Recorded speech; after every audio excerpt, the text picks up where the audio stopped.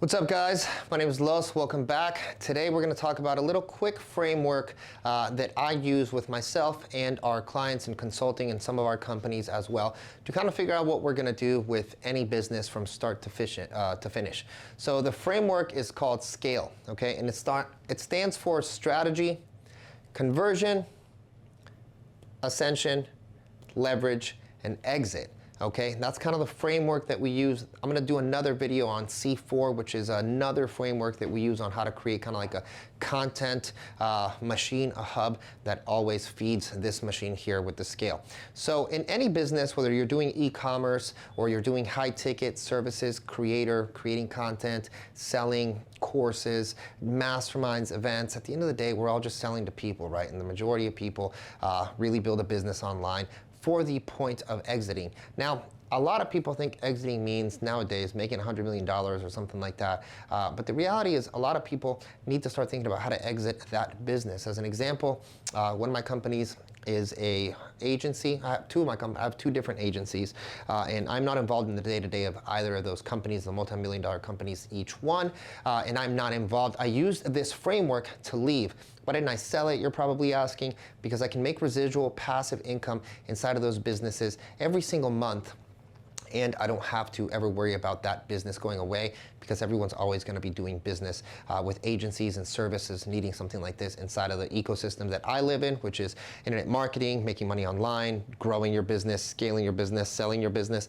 And I thought to myself, instead of trying to sell a business like that, why don't I build an asset that is active when I started it and turn it into a passive asset? Because everyone wants to make passive revenue. You can build passive revenue companies, okay? I'm going to show you exactly kind of like what I use inside of that framework. So the SCALE stands for strategy, right?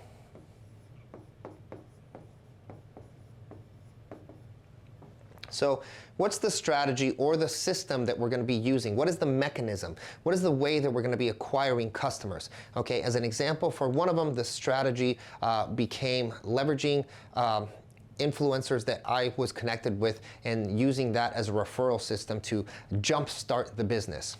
On another one, the majority of what we did was build a landing page, a sales funnel to application to a phone call to make sure that you were a right fit for those services. So what is the strategy that you're using in your business? Is e-commerce, are you driving straight to a sales page? Is that the best strategy, or would a bundle to an average order value that would be greater to get a better CPA, cost per acquisition, be a better strategy or system inside of your business right now that you could actually leverage? So step one is always the strategy. What am I doing? Who is the avatar? What's going on? How do I serve this person? What are their pain points? And what's the best mode of mechanism for me to go and reach out to those people and connect with those people?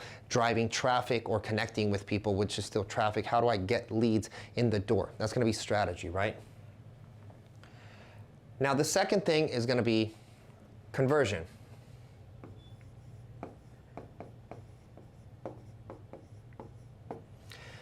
So conversion is going to be, what are the conversations that I'm having? How am I closing people? Is it direct to phone call? Is it application? Are we doing a webinar? Are we going straight to sale? What is the mode? What is the mechanism? So here I have the strategy and I say, okay, I know that I'm going to need a landing page. I know I'm going to need to build a bundle. I know I'm going to need an upsell. So now I build that, and that's what I'm working on with conversion. Once I have the conversion mechanism, for the most part, if you're doing something online, you're going to want to start building out ads or connecting organically through Instagram, TikTok, any of these channels, even making content like this.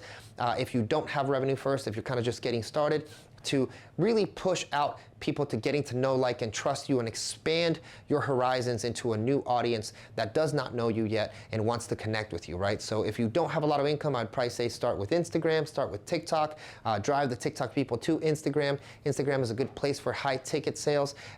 TikTok is a good place for more volume-based things if you grow enough of an audience. Either way, you're gonna wanna create content. Okay, and that's going to serve as the conversion mechanism that you're using. If you're driving traffic to a landing page, the ads is going to serve as the conversion mechanism that you're going to be using. Okay, hope that is making sense. Now the second thing is going to be Ascension, right?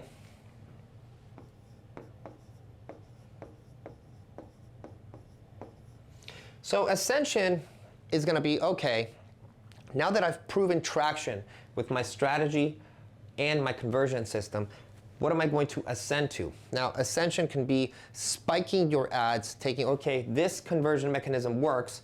Let's say that works. Now, I need to add gas here, which would be ads. And the other thing that I could add into my Ascension mechanism is going to be, how do I create more revenue? That's going to be upsells. Now, if you're doing upsells, is that going to be on e-commerce, more recurring, more subscription, different product SKUs, new product launches? If you're doing services, how do I ascend you into, if I'm running ads, can I also do your emails? If you're doing coaching and consulting, hey, you went through my 90-day phase here, now the next phase is going to be XYZ, or do I add something else that's going to be more service one-to-one based, or is it going to be we do all the work for you, or is it going to be a workshop? But what is my ascension? Where am I ascending this client so I can increase that lifetime value? That maximum customer value is really what I'm looking for inside of Ascension, okay? And then we're going to go into leverage. That is the L.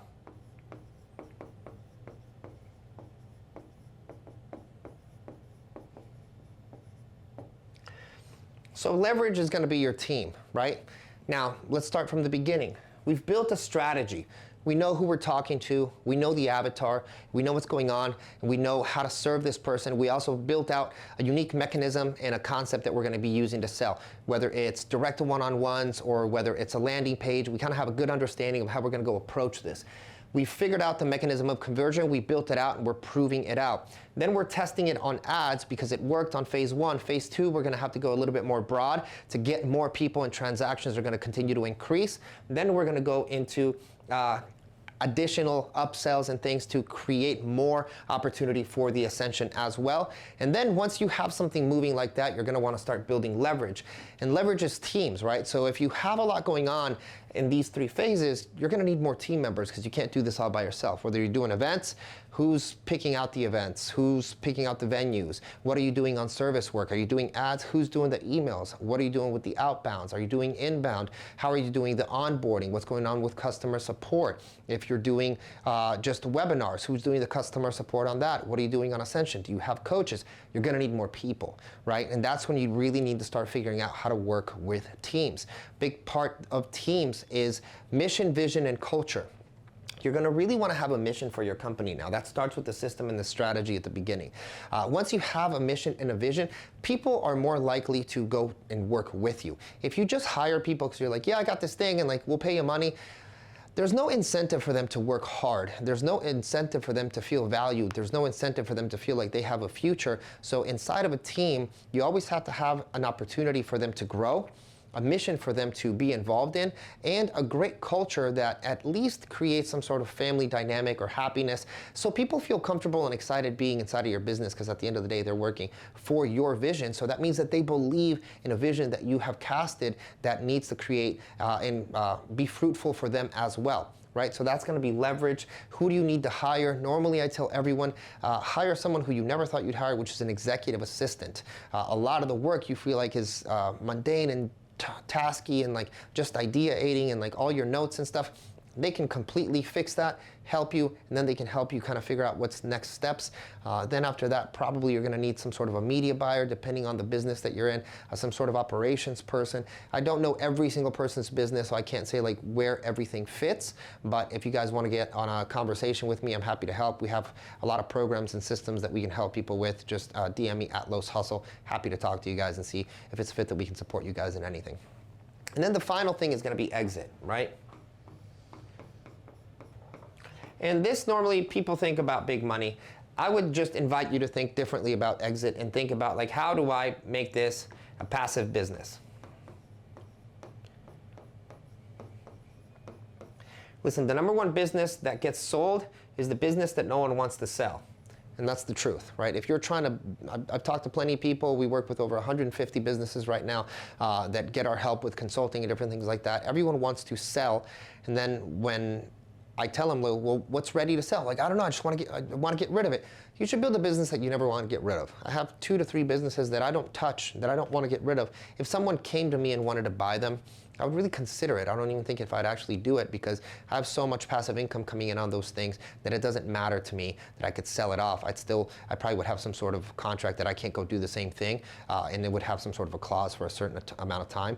I'd rather just do this and continue to create more passive income. Some people do it in real estate, some people do it in coins, I do it in business, and other things as well, but really business is kind of like the way that I think of it, right? And a lot of us really aren't at the point where with this, we're gonna sell a business for 100 million, we're gonna do this, that. You guys should, if you wanna sell it, consider like, is $1 million enough, 2 million, 3 million? And if it's not, build a business that's gonna create that passive asset for you continuously. So with exit, you've got your team, you've got your funnel, you've got your ads, you've got your systems, you've got your strategies, you've got your upsells, and now you've got your team.